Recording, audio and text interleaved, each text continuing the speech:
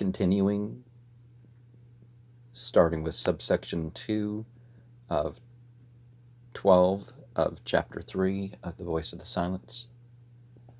The key here spoken of has been thoroughly explained in Thine Tao, in Conx Pax, but there is a peculiar method apart from this plane, and easily understood by the equilibrium by which things can be done which bear no fruit. And this method it is quite impossible to explain. The nearest I can come to intelligibility is to say that you get very nearly the same sort of feeling as you do when you're making yourself invisible.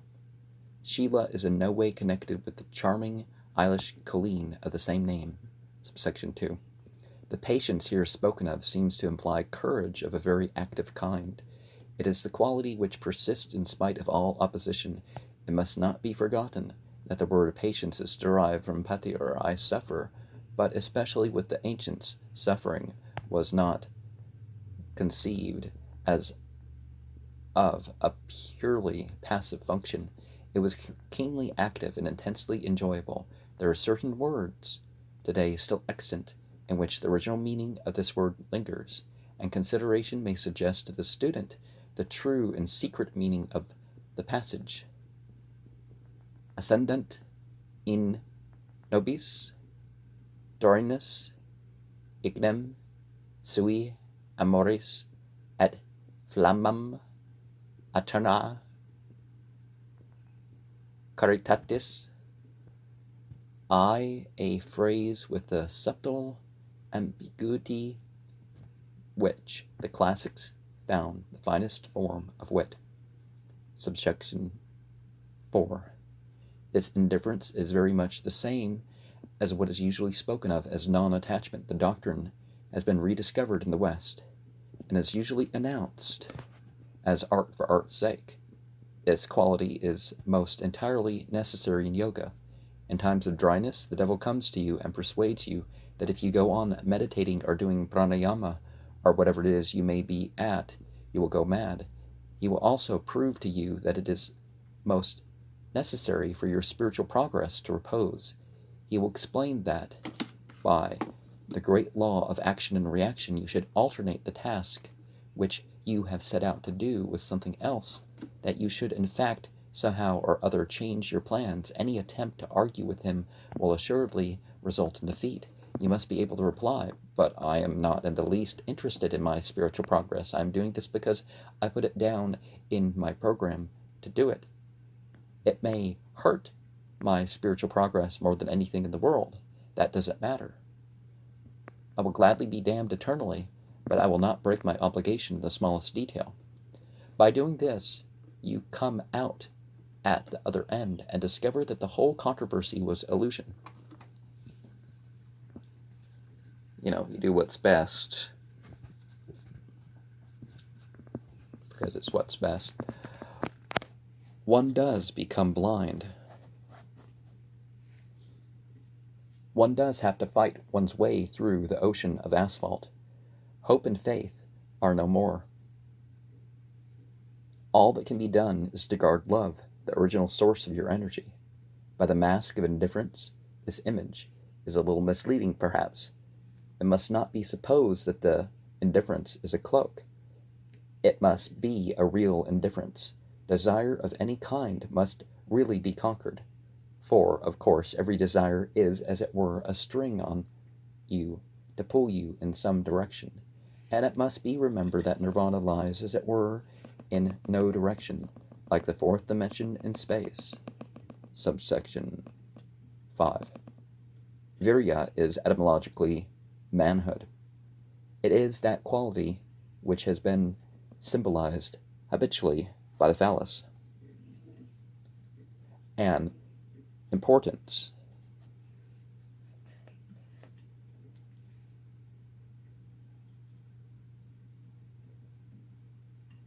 And its importance is sufficient to have made the phallus a universal symbol, apart altogether from reasons connected with the course of nature. Yet these confirm the choice. It is free, it has a will of its own, quite independent of the conscious will of the man bearing it. It has no conscience, it leaps. It has no consideration for anything but its own purpose. Again and again, this symbol, in a new sense, will recur as the type of the ideal. It is a symbol alike of the beginning, the way, and the end.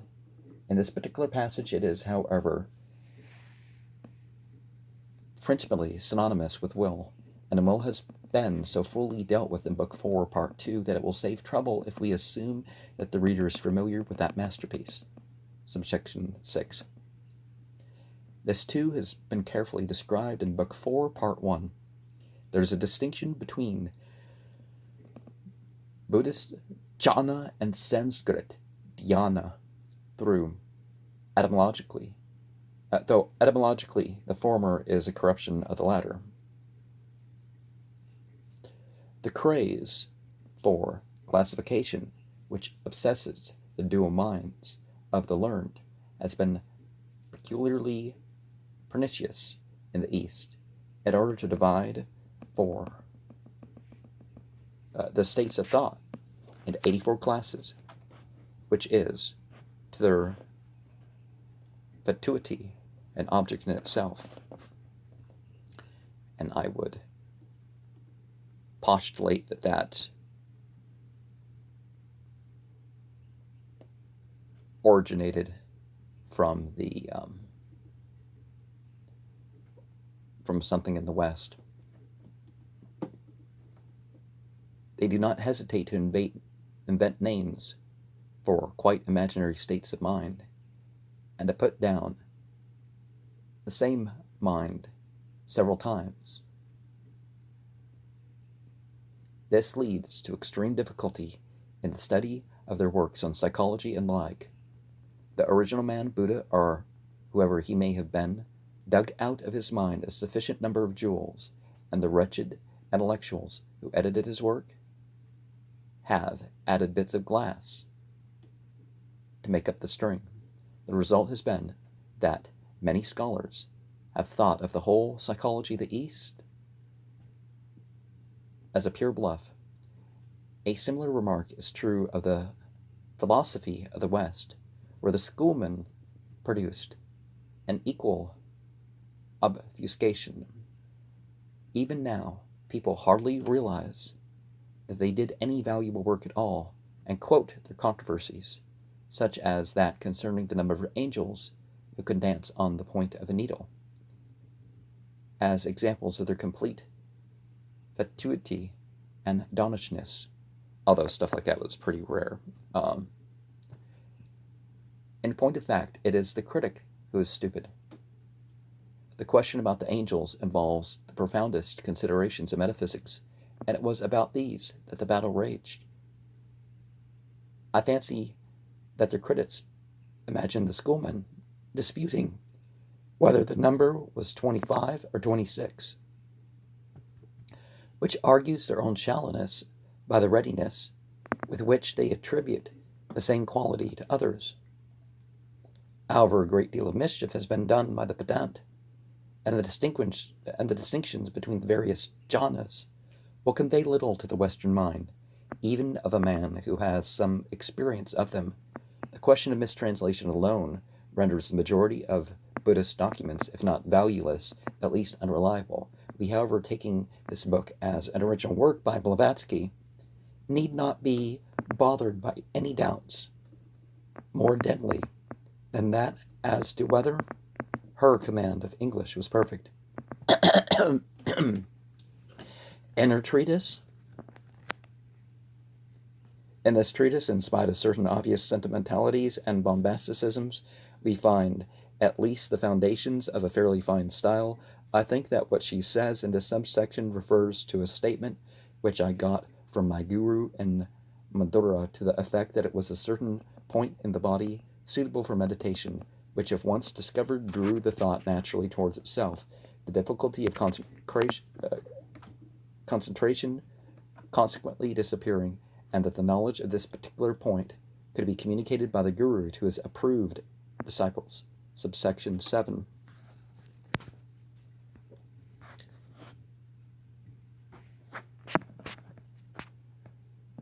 Now we find a muddle between the keys and the gates. The first 5 are all obviously keys. The last 2 seem to be gates in spite of the statements in the text. We also find the term bodhisattva in a quite unintelligible sense. We shall discuss this question more fully a little later on. The dhyanis are gods of sorts. Well, a lot of people treat a lot of things as gods, so we'll see what that means. Either perfect men are what they may call natural gods. Okay, that's it. Who occupy eternity in a ceaseless contemplation of the universe. The master of the temple, as he is in himself, is a rather similar person. Narjol is the path treader, not a paraffin purgative. Now we get back to the paramitas, and this treatise is apparently silent with regard to them. Does anyone regret it? Is it not the path that is weary? It is the sermons on the way. The old trouble recurs. We cannot tell quite clearly in what stage the disciple is supposed to be with regard to any given piece of instruction. Now, if it's really inspiration or revelation of some sort, that's not quite the same thing as a sermon, and maybe the person on the path should be moved and not fight, well, I don't want to hear this again, but you can judge the character very purely based on such reactions. In verse 13, we're commenting on 15 here, we were told to master the paramitas before approaching the last gate.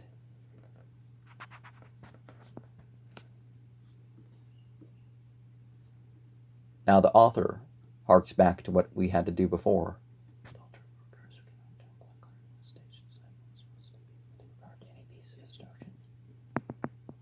He approached the first gate, but this may be regarded as a sort of joke on the part of the guru. The guru has a weary time and frequently amuses himself by telling the pupil that he must do something obviously impossible before he begins. This increases the respect of the pupil for the guru, and in this way helps him, while at the same time his air of hopelessness is intensely funny to the guru. So we find in this verse that the final result, or something very like it, is given as a qualification and descent to the starting point, as if one told a blind man that he must be able to see through a brick wall before regaining his sight. Following on the tremendous task of verse 15 comes the obvious elemental piece of instruction which one gives to a beginner. The best way out of the dilemma is to take verse 15 in a very elementary sense. Let us paraphrase that verse. Try to get into the habit of thinking of your mind and body as distinct. Attach yourself to matters of eternal importance, and do not be deluded by the idea that the material universe is real. Try to realize the unity of being.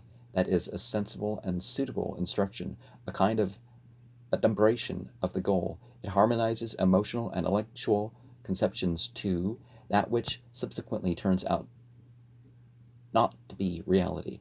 This too can be considered in an elementary light as meaning. Begin even at once to destroy the sense of separateness. It now becomes clear that all this is meant in an elementary sense, for verse 18 is really little more than a statement that an irritable frame of mind is bad for meditation. Of course, anybody who really bore love, etc., as requested, would be suffering from softening of the brain. That is, if you take all this in its obvious literal sense. There is a clean way of love, but that is not this toshy slop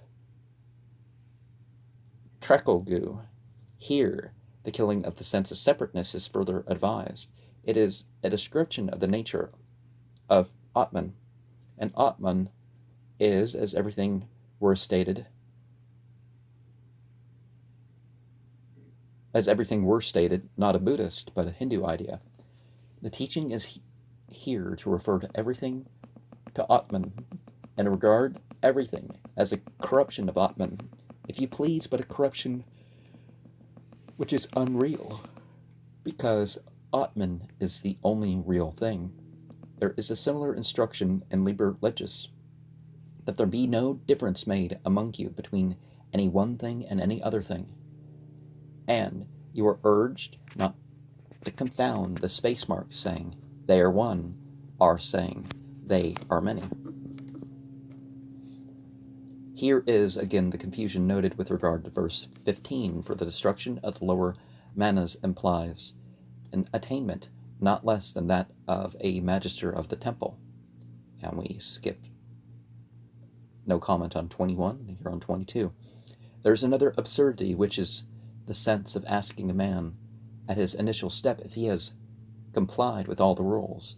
If the disciple were in the condition mentioned, he would already be very far advanced. But of course, if he were to take the words, the threshold of the path, the foremost gate, the stream, as equivalent to Sratapatya,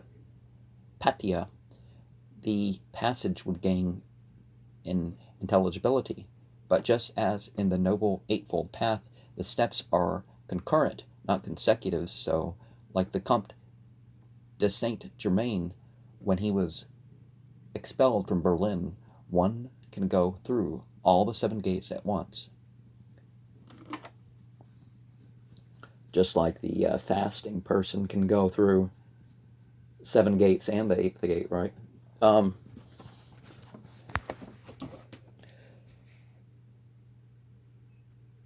This is a somewhat high-flown description. It is more than an advocacy of docility, a quiet acceptance of the situation as it is, and an acquiescence in the ultimate sublime purpose. The question of the crossing of the abyss now arises, and we reach a consideration of the brothers of the left-hand path. The brothers of the shadow or of the left-hand path are very carefully explained in Liber 418. The exempt adept, when he has to proceed, has a choice either to fling himself into the abyss by all that he has and is being torn away, or to shut himself to do what he imagines to be continuing with his personal development on very much the original lines. Didn't mean to rub against the table. This latter course does not take him through the abyss, but fixes him in doth at the crown of a false tree of life, in which the supernal triad is missing. Now this man is also called a black magician, and a great deal of confusion has arisen in connection with this phrase. Even the author, to judge by the note, seems to confuse the matter. Red caps and yellow gaps alike are, in general, altogether beneath the stage of which we have been speaking, and from the point of view of the master of the temple, there is very little to choose between white and black magic as ordinarily understood by the man in the street, who distinguishes between them according as they are helpful or hurtful to himself. Yeah, you can't tell what left-hand path and black magic and white magic in those sorts of ways. If the magician cures his headache or gives him a good tip on the stock exchange, he is a white magician. If he suspects him of causing illness and the like, he is black. To the master of the temple, either proceeding appears blind and stupid. In the lower stages, there is only one way right, and all the rest wrong. You are to aspire to the knowledge and conversation of the holy guardian angel, and of course, to do other things which may subserve that one purpose.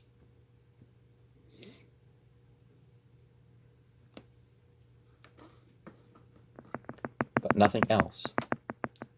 And of course it is a mistake unless, under very special circumstances, to perform any miracles on the ground that they diminish the supreme energy reserved for the performance of the main task. It will be remembered that the knowledge and conversation of the holy guardian angel is attributed to Tippereth, while the exempt adept is in Chesed. How is it then that a black magician, a brother of the left-hand path, can ever reach that gate, that grade? The answer is given in the 11th author. When the exempt adept reaches the frontier of the abyss, his holy guardian angel leaves him. This is the one supreme terror of that passage. It seems extraordinary that one who has ever enjoyed his knowledge and conversation should afterwards fall away from that blind horror, whose name is Choronzon, and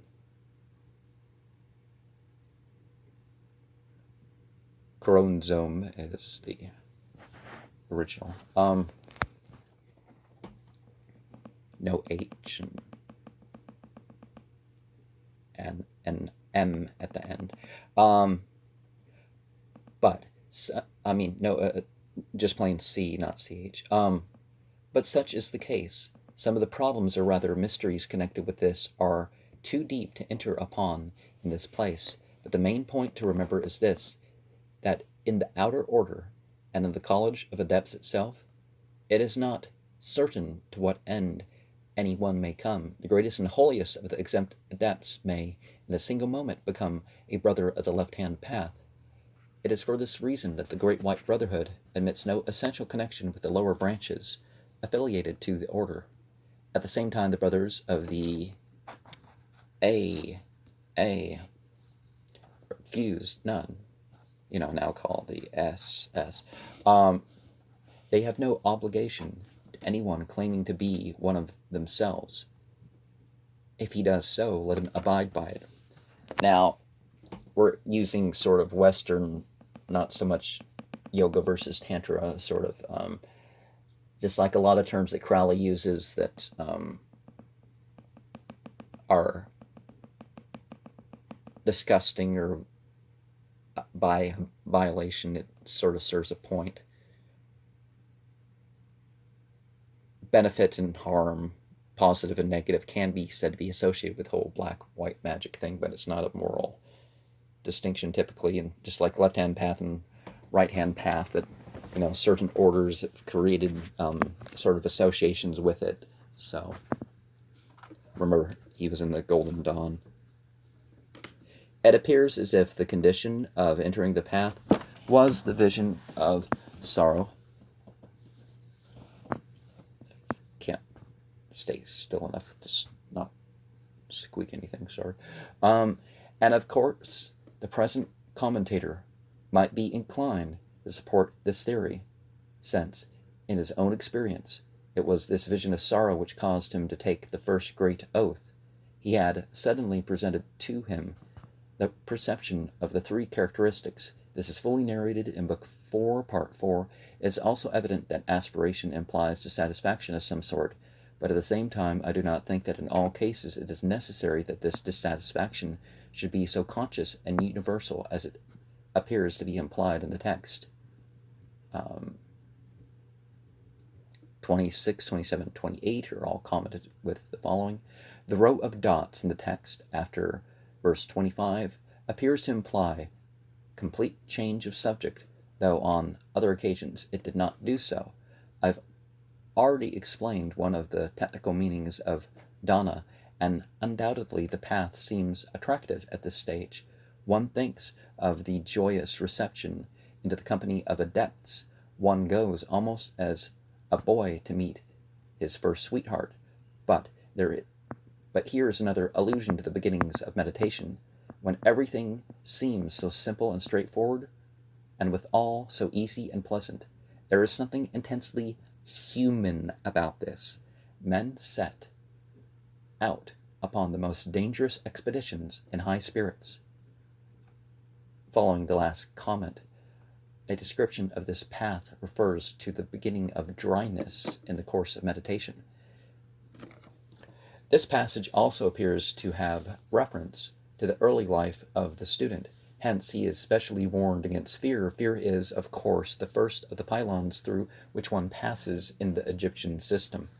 It is important then to arrange one's life in such a way that one never allows one thing to interfere with another, and one never makes trouble for oneself. The method given in Thine Tao is the best to employ. The objection to fear is not only the obvious one. Fear is only one of the things which interfere with concentration. The reaction against fear leads to overboldness. Anything which interferes with the perfect unconscious simplicity of one's going leads to bruises. Troubles of this kind may be called karmic because it is events in the past which give occasion for trouble.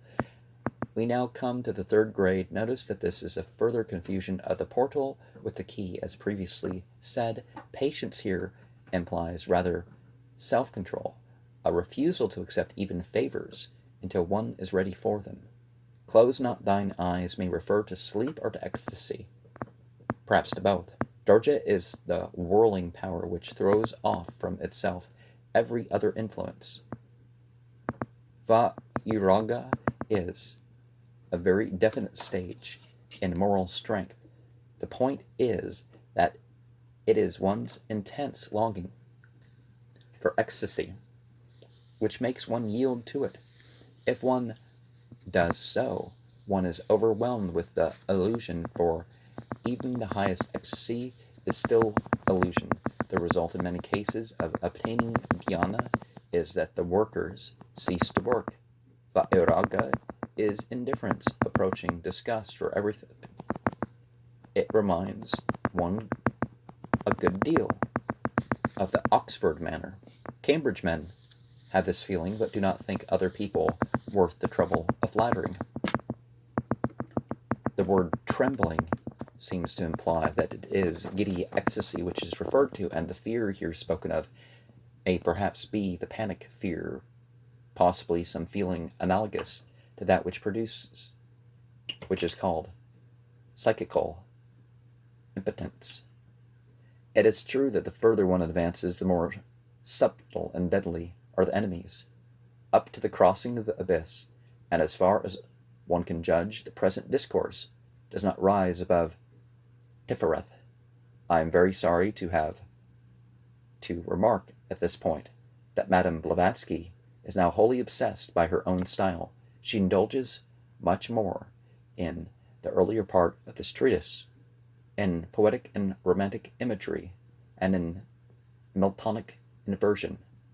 Consequently, we get quite a long passage on the somewhat obvious point, and the evil persona or dweller of the threshold is introduced. However, it is a correct enough place. That dweller is fear. His form is dispersion. It is in this sense that Satan, or rather Samael, a totally different person. The accuser of the brethren is the devil. The quotation is only proper in the mouth of a Buddha, from whom it is taken.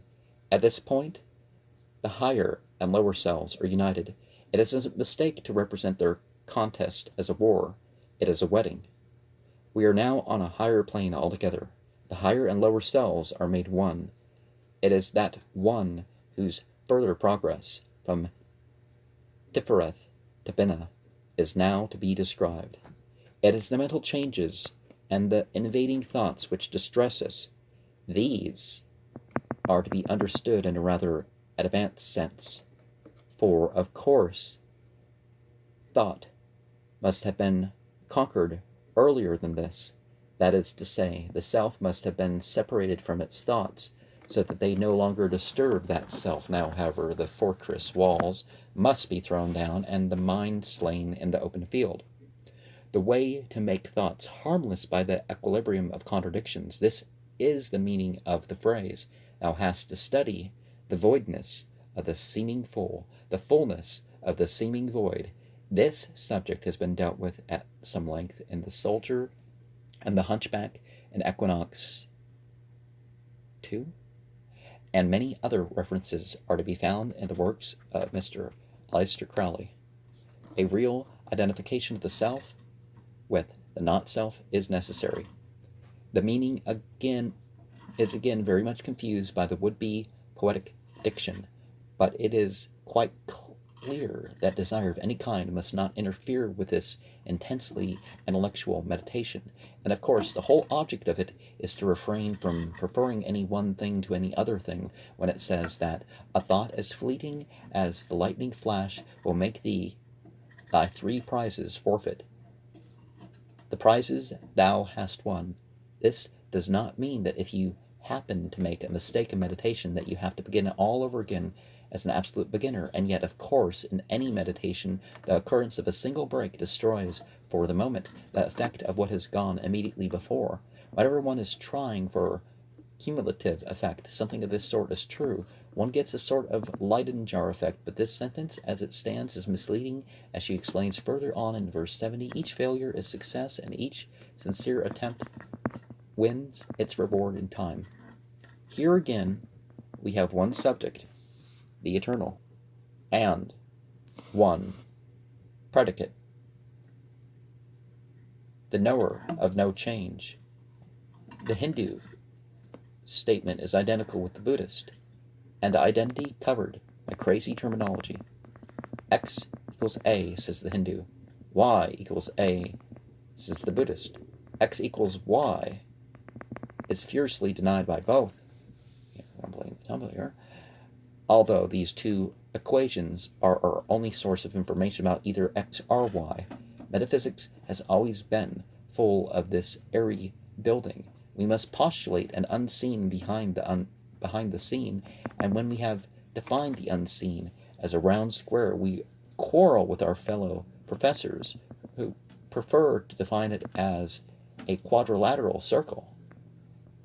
The only way to avoid this is to leave argument altogether alone and pay attention only to concentration until the time comes to tackle mental phenomena once for all by some such method as that of Liber 474. The 8 dire mysteries are the 5 senses plus the threefold fire of lust, hatred, and dullness. But the quotation is not familiar. I feel sure he did not say sure. The English is getting ambiguous. The word killing is, I suppose, an adjective implying fatal to the purpose of the student.